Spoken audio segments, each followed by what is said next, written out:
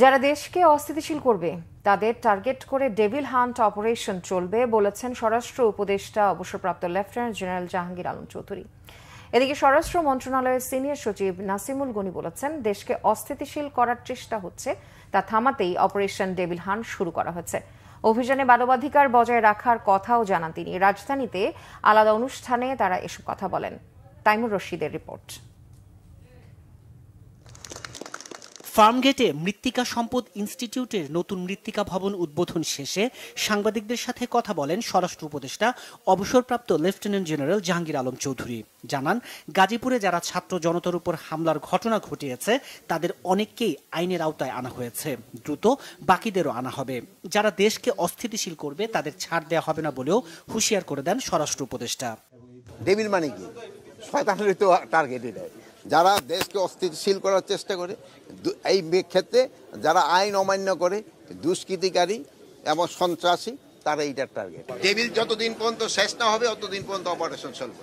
এদিকে operation devil hunt নিয়ে মন্ত্রণালয়ে সংবাদ সম্মেলন করেন স্বরাষ্ট্র মন্ত্রণালয়ের সিনিয়র সচিব নাসিমুল গনি। বলেন, যারা দেশকে অস্থিতিশীল করার চেষ্টা করছে তাদের খুঁজে আইনের আওতায় আনা হবে এই অপারেশনের মাধ্যমে। সবকিছু মানবাধিকার বজায় রেখে হবে বলেও আশ্বস্ত করেন তিনি।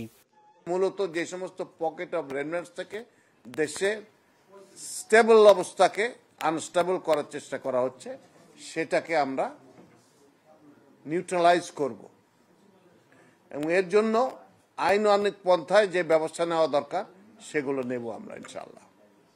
সেটার জন্য সকল বাহিনীকে প্রস্তুত করা হয়েছে, ব্রিফিং করা হয়েছে এবং তার কাজও চলমান রয়েছে। আমরা আজকেও করেছি এবং এটা চলতে থাকবে।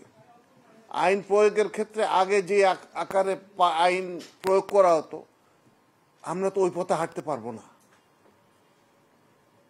আমাদেরকে আইনের স্পিরিট নিয়ে কাজটা করতে হবে। মঙ্গলবার দেশের বর্তমান পরিস্থিতিতে মানবাধিকার ও পরিবেশের উপর গুরুত্ব সহ আইন প্রয়োগ বিষয়ে উচ্চ পর্যায়ের বৈঠকের কথাও জানান নাসিমুল গনি। তাইমুর রশিদ, বাংলা ভিশন, ঢাকা।